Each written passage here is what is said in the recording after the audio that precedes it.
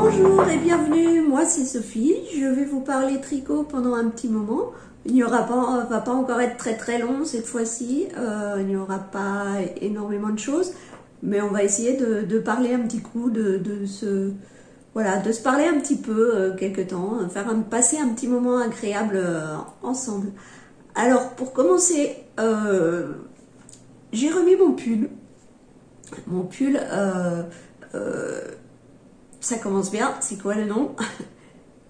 Wintersole de Jennifer Stengas.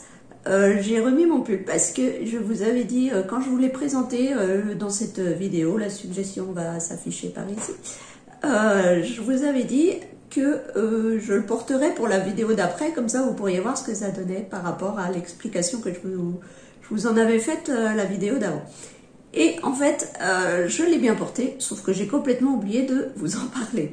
Donc, je l'ai remis aujourd'hui pour tourner ce podcast et je vais vous parler un petit peu de ce dont...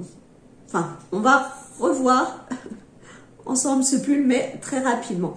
Donc, c'était de la laine bergère de France, laine sport. Je lui ai déjà rasé un petit peu les manches. C'est très bien passé. Il est comme neuf. Au niveau des manches, je n'ai pas fait le corps encore parce que voilà, moi les manches c'est vraiment les manches avec le frottement sur les accoudoirs qui prennent sévère au niveau des pulls. Après il y a le ventre parce qu'une fois qu'on a les coudes posés sur les accoudoirs, les mains elles viennent se poser sur le ventre. Donc ça fait aussi des bouloches. Mais pour le moment, au niveau du ventre, ça va. Donc sinon... les infos que je voulais vous dire, donc je vous avais dit les manches, au départ je pensais les réduire, les rétrécir, et que finalement je ne les ai pas touchées et je ne les toucherai pas.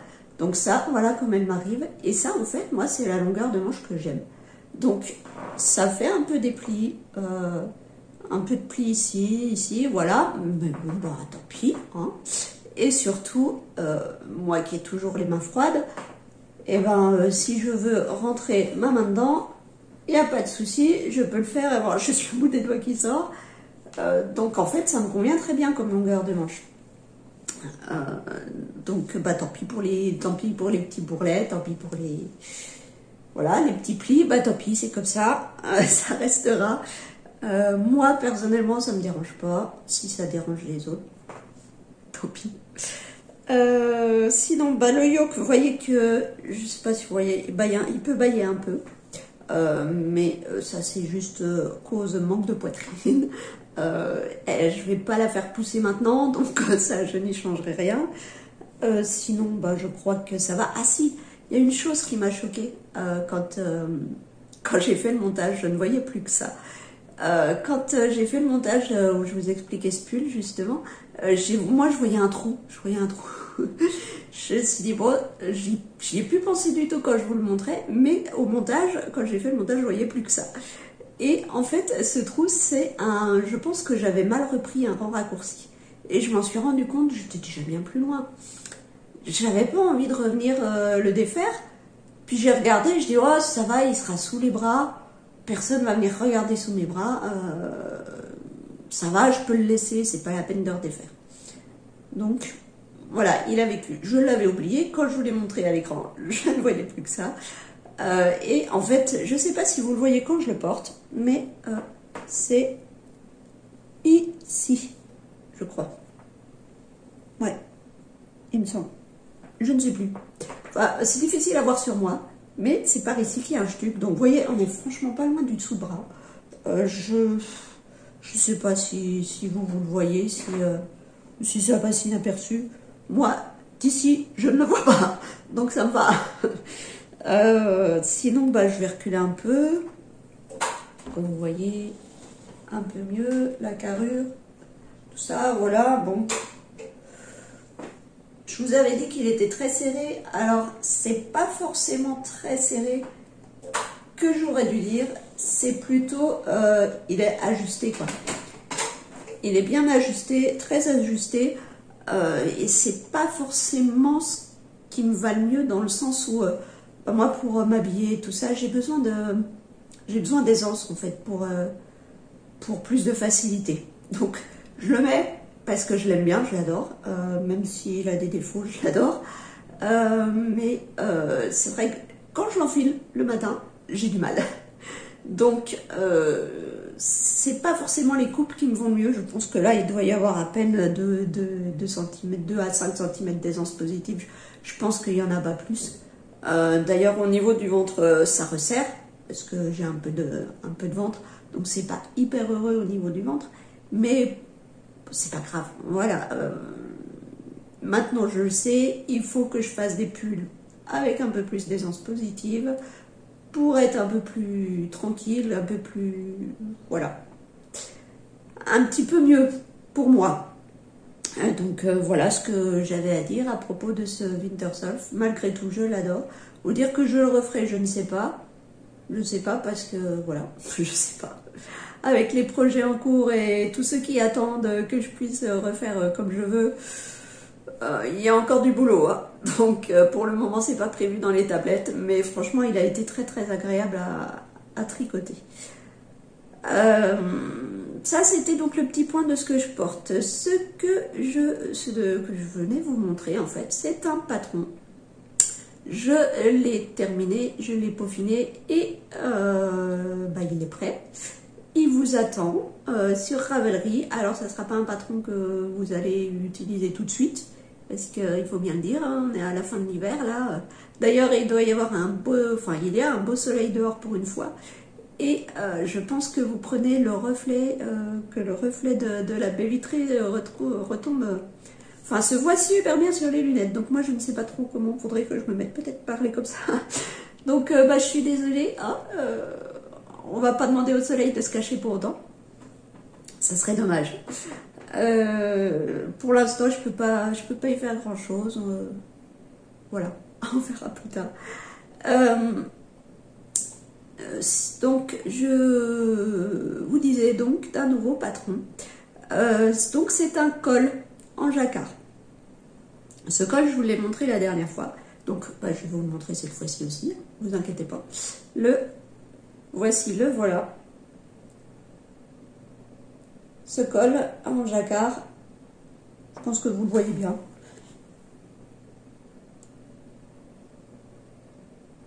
Le voilà dans son entièreté. Que vous dire sur ce col? C'est un petit graphique que je m'amusais à faire sur l'appli Stitch Fiddle, je crois. Je crois que c'était Stitch Fiddle, mais je ne mettrai pas ma main à couper. Je vous laisse, je vais vérifier et je vous mettrai l'info. Voilà, c'est pour si vous voulez créer des grilles, que ce soit de dentelle, de jacquard, voilà, vous pouvez avec cette petite appli qui est sur navigateur en fait. Et je m'amusais dessus, je regardais et puis je suis arrivée à ce genre de petites choses, voilà. Et je me suis dit, pourquoi pas essayer d'en faire un col parce que c'est assez simple, hein, faut bien le dire, tout en rond, tranquille, il suffit juste d'avoir la taille.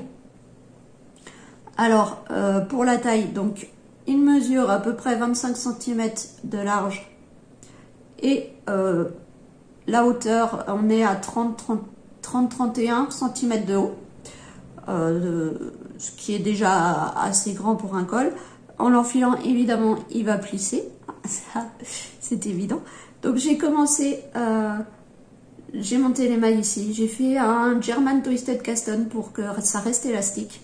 Parce que moi j'ai tendance vraiment à avoir un montage de mailles serré. Donc là, vous voyez, on a l'élasticité nécessaire. Ensuite, on entame la grille de jacquard quasiment tout de suite. Et puis on termine par les côtes de 2 de nouveau. Alors là, tiens, je vous ai montré le rabat au lieu de vous montrer le montage. Bon. Évidemment, c'était élastique. Non, mais je vais vous montrer. Donc, le montage, vous voyez, on a l'élasticité nécessaire aussi. Et donc, j'en étais là, j'arrivais au niveau des côtes de fin, du rabat.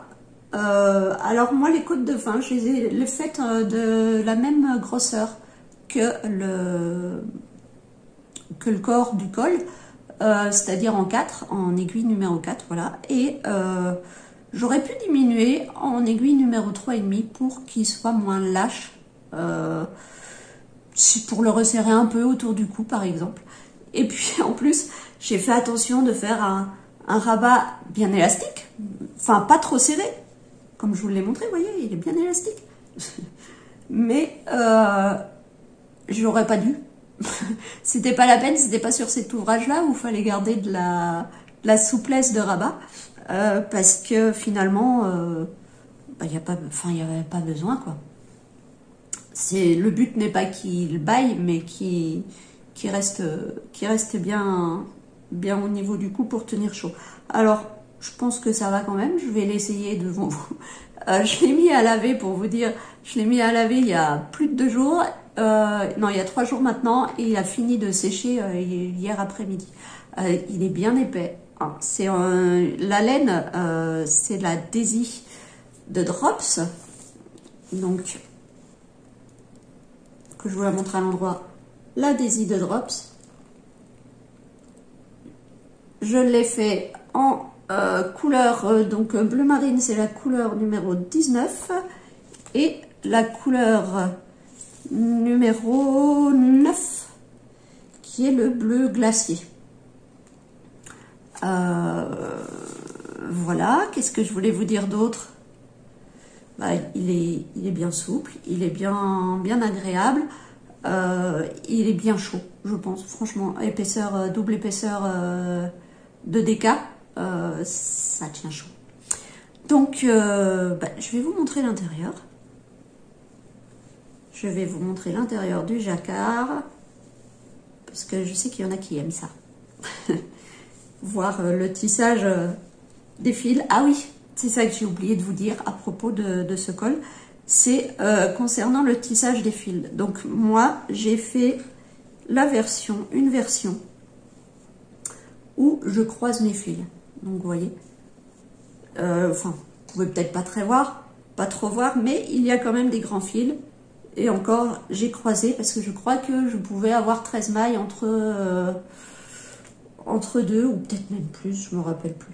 Donc voilà le côté intérieur. Il est pas mal non plus, non? Voilà le jacquard intérieur. Mais Mimi, qui est super gentille, elle a fait une version, parce que j'ai créé donc une grille où il fallait croiser les fils, il fallait croiser les fils, donc parce que vous voyez ici, hop, quand on est là, il y a quand même beaucoup, donc là il fallait croiser les fils.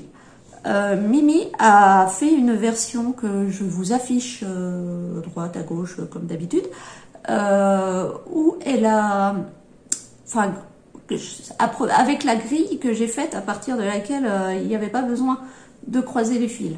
Donc il y a bien plus de couleurs contrastantes sur ce motif, sur ce dessin, et voilà. Et d'ailleurs, vous pouvez remarquer que moi, donc j'ai fait toute la même couleur de fond. J'ai utilisé le bleu marine tout du long pour faire le fond, et j'ai juste répété un petit bout du diagramme. Et Mimi, elle a fait le diagramme en entier, et après elle a interverti les couleurs et elle a recommencé le diagramme en entier. Et c'est aussi une très bonne idée, une très bonne solution.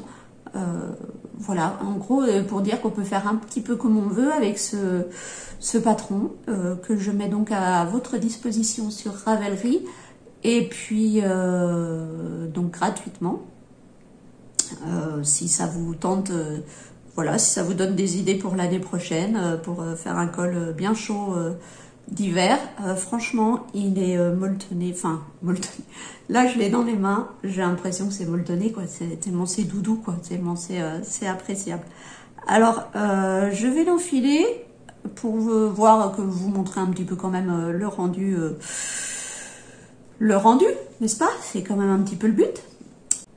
Donc voilà, me voilà habillée d'un col bien chaud. Franchement, il est très très chaud. Bon, évidemment, hein, comme je vous ai dit, comme il fait 30 cm de haut, ça ratatine. Surtout que j'ai pas un grand cou, donc ça ratatine un peu le motif, le col. Mais bon, voilà, évidemment, il va pas du tout avec le pull, hein. On est bien d'accord. Ça sera pas à mettre ensemble. Puis vous voyez, finalement, c'est même pas si lâche que ça. Enfin, il reste bien près du cou. Même avec mes aiguilles niveau 4 et puis mon rabat bien souple. Ça va quoi, il reste bien près du cou. Alors évidemment, on peut faire les gagners si on veut qu'ils soient un peu moins hauts. On peut enlever un petit peu des côtes. Voilà, pour gagner, peut-être voir un peu plus le motif. Pourquoi pas, hein, on peut faire moitié de côte à peu près, ou à peine plus, histoire qu'il y ait quand même un peu de tenue. Enfin voilà, à voir, à adapter comme vous voulez. Par contre, je vais pas le garder parce que il est bien chaud. Donc, bah, je vous retrouve tout de suite. Je l'enlève, je vous retrouve tout de suite. Voilà qui est mieux. Ça fait une sacrée différence quand je l'enlève, hein, je vous le dis. Donc, je pense qu'il sera très bien pour l'hiver. Donc, cette laine, ce que je peux en dire de la Daisy de Drops, c'est qu'elle est super agréable à travailler et c'est un fil bien rond. Bien dodu, c'est de la 100% mérino mais non superwash, donc attention au lavage. Par contre, j'ai été surprise. Sur Drops, ils disent l'échantillon, il fait 21 par 28 rangs, 21 mailles par 28 rangs. Moi, je suis plus à 23 mailles. On va dire que bien souvent, j'ai quand même une maille d'écart par rapport aux échantillons. J'ai plutôt tendance à avoir un tricot un peu serré. Donc, je suis plus à 23 mailles et j'avais 26 rangs. Ça, par contre, je trouve ça assez étonnant parce que d'habitude, au niveau de la hauteur, je suis correcte. Là, non, c'est plutôt 26 rangs. Alors, je me suis demandé, j'ai pas fait réellement d'échantillon en fait. Je me suis basée sur leur truc et leur échantillon à eux. Et j'ai monté directement mon col. Ce qui fait que mon échantillon, en fait, je l'ai calculé directement sur le col. J'ai mesuré directement sur le col la largeur, la hauteur, combien j'avais de mailles et combien j'avais de rangs. Sauf que quand je l'ai lavé, wow, une fois que je l'ai reposé, je me suis dit, wow, là ça change tout. J'étais mouillée, je parle mouillée, j'étais descendue à 22 mailles, donc ça pourquoi pas. Et au niveau des rangs, mais j'avais 22 rangs. Elle a dit, oups. Et bon, je dis, de toute façon, le but c'est de le laisser sécher, hein, que les mailles prennent leur place. Je l'ai pas bloqué. Je l'ai vraiment laissé sécher tel quel, sans tirer dessus, juste posé tranquillement. Bon, je l'ai retourné régulièrement parce que voilà, c'était un peu long à sécher. Mais du coup, j'ai remesuré là avant de vous le montrer. Je suis revenue aux 23 mailles en largeur, limite 23,5, vous voyez. Donc c'est un peu bizarre. Et en hauteur, j'ai 24 rangs. Donc j'ai quand même moins de rangs que quand il était sec. Donc c'est quand même une laine qui doit s'étendre pas mal, qui doit vraiment bouger. Je pense qu'avec le poids d'un pull, il faut se méfier, quoi. On risque vite de se retrouver avec un pull qui a 10 cm de trop.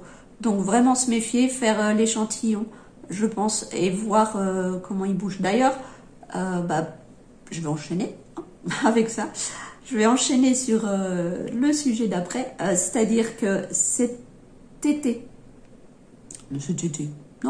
hiver, on a eu une quinzaine de jours de bien froid, d'hiver, quoi. Je sais pas si vous en rappelez, au mois de janvier, il a fait froid, oui, une petite quinzaine de jours, avec des températures ici qui repassaient pas au-dessus de 0. Et puis, voilà, quand on fait avec, hein, on sort les gros pulls, voilà. Et le truc, c'est que moi, quand j'ai ressorti un pull que j'avais mis à cette période-là, je me suis rendu compte qu'il avait feutré. Alors, je vous montre. je vous montre ce pull. C'est, je sais pas si vous vous souvenez, je sais pas si vous étiez là au début de mes vidéos à moi. Je sais, peut-être que vous vous en souvenez. C'était un pull Bergère de France que j'avais fait. Je crois que c'était la Sport, il me semble la qualité. C'était ce pull-là à torsade. Et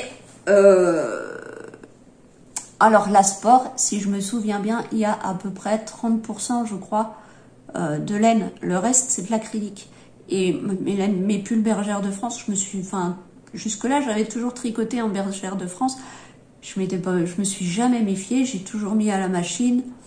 À 30 degrés, c'est toujours passé tranquillement. Et là, eh ben, ça a feutré. Je sais pas si je vais pouvoir vous montrer à la caméra. Je sais pas si vous voyez les mailles. Mais on voit qu'elles se sont un peu collées. Enfin, que ça a un peu... Je sais pas. Attendez. Bref, je ne vois pas ce que je vous montre. Mais je ne sais pas si c'est visible à la caméra, mais on voit qu'elles n'ont pas plus une apparence de maille bien définie. Voilà. Et ça a perdu en élasticité, évidemment. Et puis surtout, bah, c'était un pull ajusté aussi. C'est-à-dire que là, on n'était pas sur du crop du tout, mais on était quand même sur un pull court. Et puis, maintenant, c'est trop court. Ça a remonté encore de quelques centimètres et là c'est trop court. En plus quand je l'ai mis j'avais l'impression c'était désagréable au niveau des bras, ça faisait comme si c'était du carton à plier, c'était voilà. Donc autant vous dire que j'ai été vraiment hyper dégoûtée, mais hyper dégoûtée quoi, parce que ce pull, la première année que je l'ai fait, je n'ai pas osé le mettre. J'ai commencé à le mettre un petit peu l'année dernière. Et cette année, je le mettais. Parce que ça y est, il avait pris vie. Je le mettais. Et puis, bah, jusqu'au mois de janvier. Voilà. Comme quoi, il ne faut pas hésiter à mettre ses pulls, en fait. Donc, en fait, ce que je voulais vous dire, je pense que c'est l'eau qui était vraiment très froide. Et quand ça fait le rinçage, la machine elle chauffe pas quoi, elle chauffe pas l'eau et ça a fait une trop grande différence de température et même les 30%, les 30% de laine ont fini par feutrer quoi. Je ne vois que ça comme explication. Alors évidemment vu que mes autres pulls je les avais mis aussi et que c'est dans la même période et tout et que c'était tricoté quasiment avec la même laine, j'ai quand même eu peur. Je suis vite allée voir dans quel état ils étaient. Heureusement, il n'y a que celui-là qui a pris. Le problème, c'est que bah, j'avais 4 pulls tricotés. Il m'en reste donc 3. Non, j'avais 5 pulls tricotés. J'ai oublié de compter le ferry bouquet. J'avais 5 pulls tricotés, il m'en reste donc 4. Ça fait un peu juste. Le reste, c'est des pulls du commerce, pulls qui ne tiennent pas très chaud, faut bien le dire. Et moi qui suis a priori assez frileuse, bah, je préfère les pulls tricotés quoi. Il n'y a pas photo. Quand je passe d'un pull tricoté à un pull acrylique, je gèle. J'ai froid. Même à l'intérieur, j'ai froid. Donc, bah, je me suis dit, voilà, moi je pensais, comme je peux pas beaucoup tricoter, je pensais repartir sur un petit objet, genre pourquoi pas faire mon bonnet pour l'année prochaine, moi je serais sûre de l'avoir. Mais bah là, nécessité oblige, je me dis si je dois faire un pull, bah faut que je m'y mette maintenant en fait. Si je veux espérer le mettre pour l'hiver, faut que je m'y mette maintenant. Donc j'ai beaucoup hésité sur le choix de laine. Et franchement, j'ai beaucoup hésité sur le choix de laine et puis je me suis dit bah pourquoi pas reprendre la Daisy. Elle est tellement douce, je suis sûre que le pull sera très chaud. Voilà, ça peut être une bonne solution.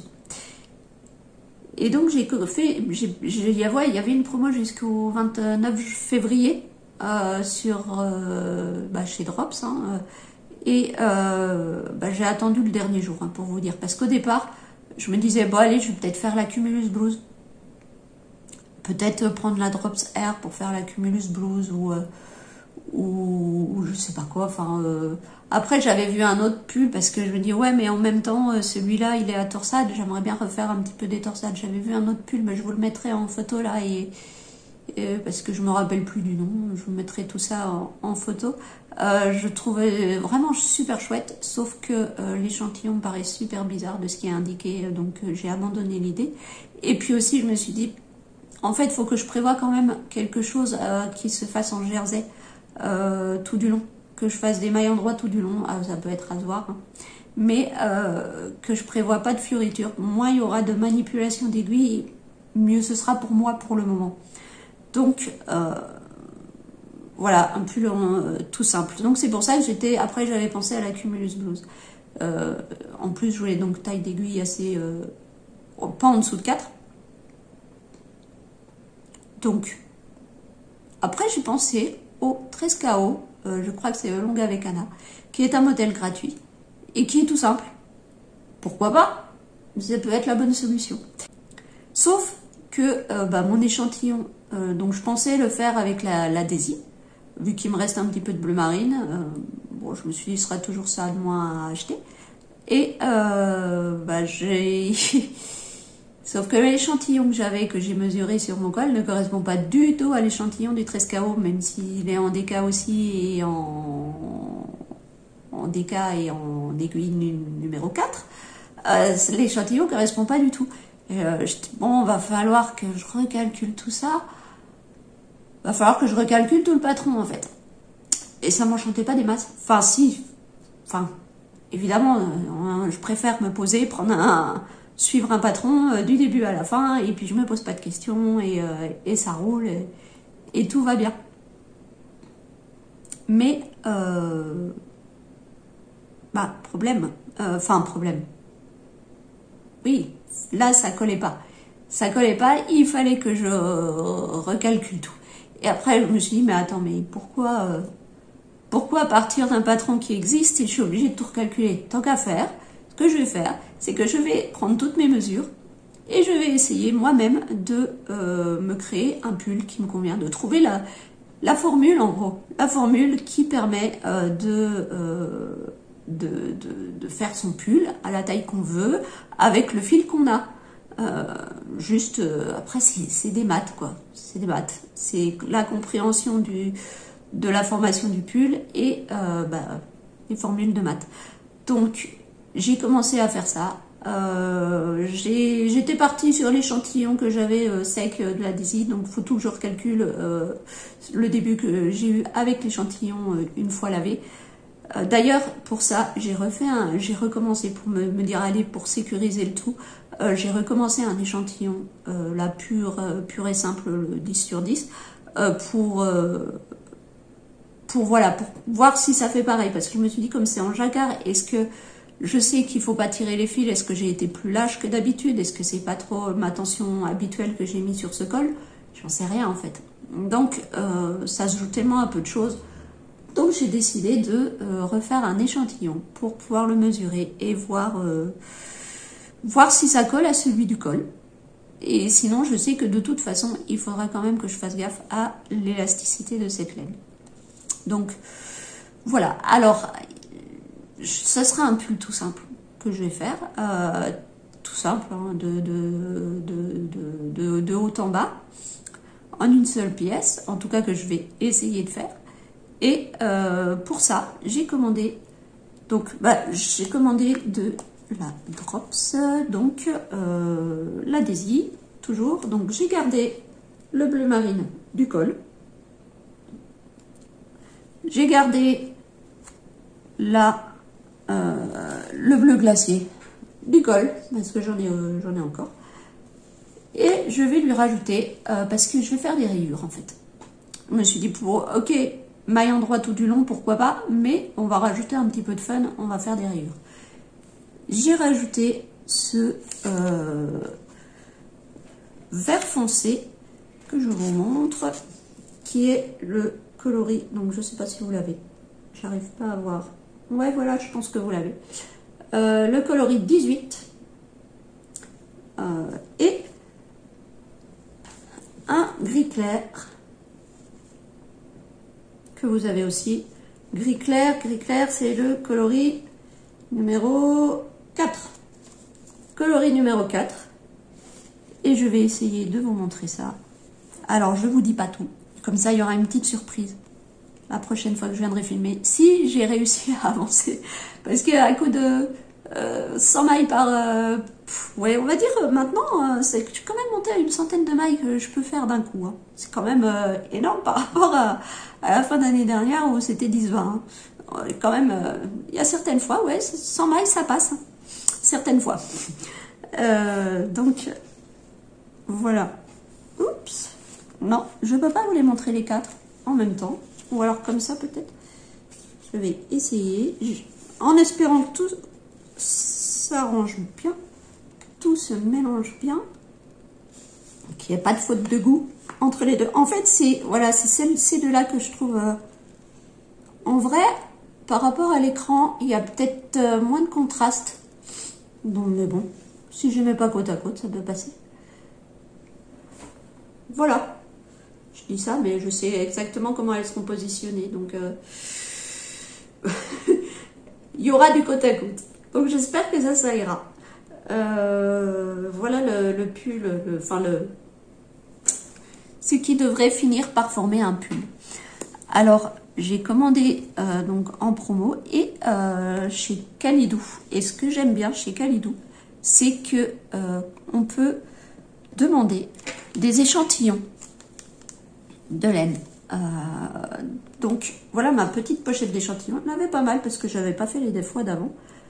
Donc, ma petite pochette avec les échantillons, vous voyez. Hop, si vous voulez voir la couleur d'une laine ou la texture, comme là il y a la petite, je sais plus laquelle c'est, qui est un petit peu en chaînette. Et je vous en ai sorti un pour vous montrer.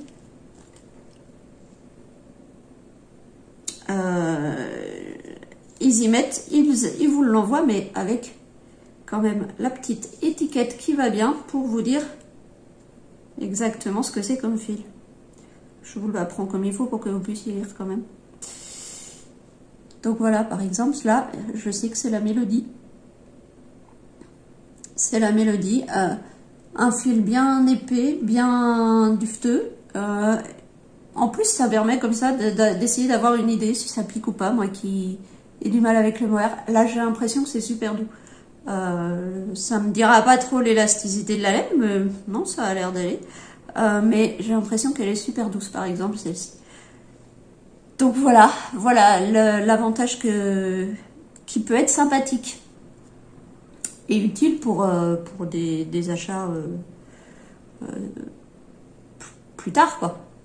Si vous avez une idée déjà de ce que vous avez envie de faire, voilà, ça peut être pas mal. Sinon, qu'est-ce que je voulais vous dire? Ah, mais j'ai oublié. J'ai totalement oublié. Donc, à propos de ce col, vous voyez, je m'oublie toujours en cours de route de toute façon. À propos de ce col, je vous ai dit, patron gratuit que je vais essayer de mettre en ligne sur Ravelry. Normalement, quand le podcast va sortir, il sera en ligne sur Ravelry. Et je vais le mettre également sur Ko-fi. Pourquoi? Parce que Ravelry, c'est super. Franchement, c'est génial. Et c'est pour le tricot et le crochet. Et en fait, quand j'ai fait de la frivolité, moi, j'ai fait un blog qui est totalement à l'abandon depuis pas mal de temps. Et sur lequel j'avais mis un ou deux tutos, je me rappelle plus trop, et j'avais mis des patrons de mes réalisations, de mes créations. Donc, sur Ravelry, je ne peux pas mettre la frivolité. Donc, je me suis dit, Ko-fi, c'est pas bête. Ça me permet, moi, de mettre également tout ce que j'ai fait en frivolité pour que les gens puissent y avoir accès facilement. Parce que pour le moment, j'ai mis un partage. Quand quelqu'un, régulièrement, quand quelqu'un veut le voir, je reçois un mail et je suis obligée de valider tout ça. Donc, quand je suis disponible, c'est bien. Mais si je réponds pas tout de suite, ça peut être un peu pénible pour la personne. Donc, je me dis que c'est voilà, ça peut être une bonne alternative pour mettre à disposition les tutos, les patrons, voilà. Donc voilà, je crois que cette fois j'ai tout dit ce qu'il fallait sur ce petit col. Non, j'ai encore oublié un truc. Logiquement, il devrait y avoir une version chaussette. Après, je ne peux pas vous dire quand. Je peux pas vous dire quand. J'ai bien traînassé dessus depuis, j'ai bien fait ma feignasse, on va dire, depuis que je sais que je peux en faire une version de chaussette. Et puis bah là, je suis dans les calculs et tout ça pour faire le pull. Donc, pour le moment, je m'y suis pas mis. Je m'y suis pas vraiment mis, on va dire. Je crois que, allez, j'ai dû faire jusqu'avant le talon. Donc le plus dur reste à écrire. Hein. Donc faut pas être pressé, mais il y aura une version chaussette. Je vous ferai signe quand le patron aura plus ou moins abouti. Sinon, bah, je peux vous parler aujourd'hui un tout petit peu, de fuseau, dentelle au fuseau. Alors, la dentelle au fuseau, ça se fait avec des fuseaux.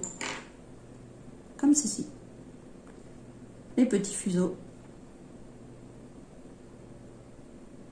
Voilà, on enroule le fil ici. On fait une petite manipulation pour faire le nœud là dans cette partie-là.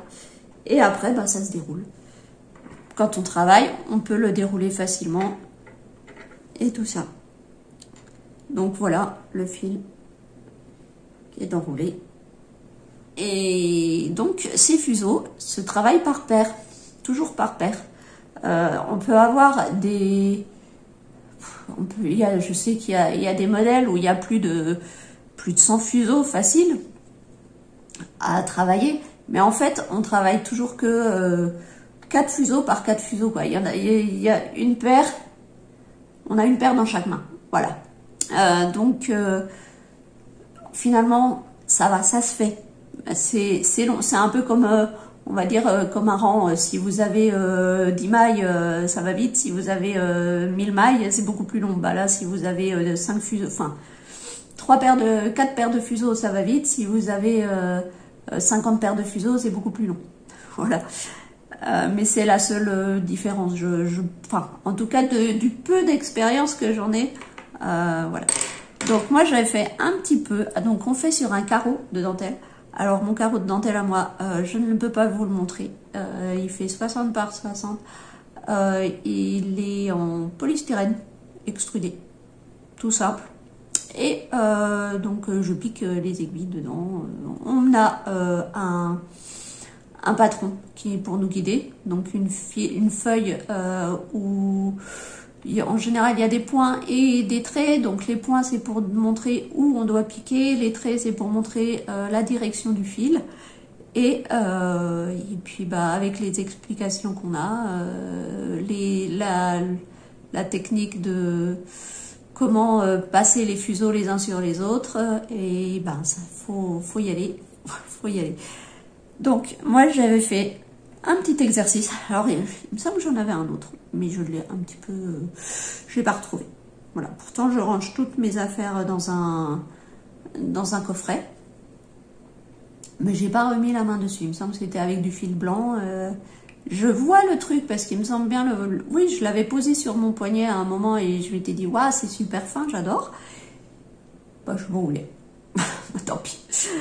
De toute façon, c'était un test, donc c'est pas bien grave. Donc ça, c'est un exercice aussi. Je sais pas si vous voyez bien. Voilà. C'était un exercice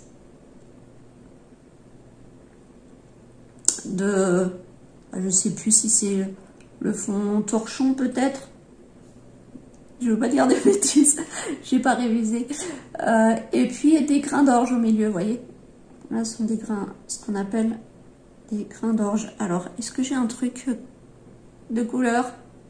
Me revoilà après la petite coupure de monsieur le téléphone. Donc, voilà cette dentelle au fuseau. Ouais, là, vous voyez bien les grains d'orge et le maillage. On va dire, on va appeler ça comme ça. Ça, je l'avais fait avec du coton. Coton quoi? Coton numéro quoi? 20, 40. On va dire qu'on sait pas. Hein. Non, franchement, je vais pas vous dire des bêtises, je m'en rappelle plus. Voilà. Et puis après, j'ai voulu me faire un petit bracelet. Donc j'ai repris un petit peu le même motif mais en plus fin et avec avec des perles sur le côté. Alors, je viens de me souvenir que c'est un motif qui sort d'un livre. Mais le livre, il est quelque part dans la bibliothèque, là-bas. Je sais plus trop où. Et puis, je ne me rappelle plus du tout du nom, n'est-ce pas? C'est quand même plus sympa comme ça, donner la moitié des infos comme toujours. Bon, je vais essayer de vous retrouver ça pour le montage, promis. Et donc voilà ce que ça avait donné. On voit pas bien. On voit pas bien, c'est pas très gentil. Je vais voir si sur la petite des éclairs, ça passe ou pas. Ça sert à tout les pelotes de laine.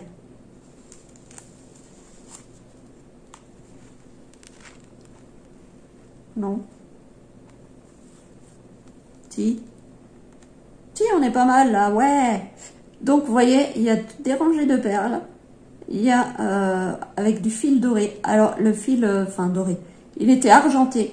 Ce fil argenté, c'était une galère, mais totale. Il arrêtait pas de partir des fuseaux. Pouf, il m'a fait rager. Le fil noir, et j'avais même mis des perles à l'intérieur des petits grains d'or. Donc voilà, j'espérais en faire un bracelet, mais il était un peu long. Et puis en plus, les apprêts que j'ai mis, c'était pas forcément de bonne qualité. Tiens, je vous les montrer sur l'envers. C'est drôle. C'est plus marrant de vous montrer les perles à l'envers plutôt que là où elles sont bien visibles quand même. Non? Vous trouvez pas, vous? Donc attendez, je vous le repose dans le bon ordre, dans le bon sens, et je vous le remontre. Un petit coup. Attention. Ah, elles sont plus visibles hein, quand même dans les clins d'orge, les perles. C'est marrant ça. Bon, il fait pas trop le point. Voilà, donc c'était mes petits essais de dentelle au fuseau. Je n'ai pas poussé beaucoup plus loin parce que c'est pas pratique. C'était pas pratique pour moi. C'est-à-dire, le carreau de dentelle a déjà une petite épaisseur de 5-6 cm, 4-5 cm. Et donc, avec la hauteur de table, quand on met dessus, bah, pour travailler dessus, j'ai les bras vraiment... voilà, faut lever bien les bras. Donc, c'est vrai que c'est pas... choper très vite mal aux épaules. Ça changera dans les prochains mois. Parce que je vais avoir une table réglable en hauteur. Donc là, je pourrais vraiment me mettre à la hauteur voulue pour ce genre de choses, tout comme pour le tissage. Et puis, bah, comme ça serait cool. Ça sera cool, ça me permettra de reprendre un petit peu ces activités-là qui étaient bien sympathiques et qui changeaient un peu également. Permettaient de voir d'autres horizons. Voilà, bon, je vais vous laisser là parce que mon téléphone vient de faire une deuxième coupure par manque de place parce qu'apparemment j'ai pas dû le vider la dernière vidéo. Donc, je vous remercie d'avoir été là. Et puis, n'hésitez pas à me dire ce que vous pensez du col s'il vous intéresse. Voilà, je sais que certaines d'entre vous ont déjà laissé un message bien sympathique la dernière fois. En tout cas, n'hésitez pas, vos commentaires, vos petits pouces en l'air, ça fait toujours super plaisir. Et puis, je vous dis à une prochaine fois, je sais pas trop quand, et pour, j'espère, de nouvelles petites choses à vous montrer. Voilà, bonne journée à vous!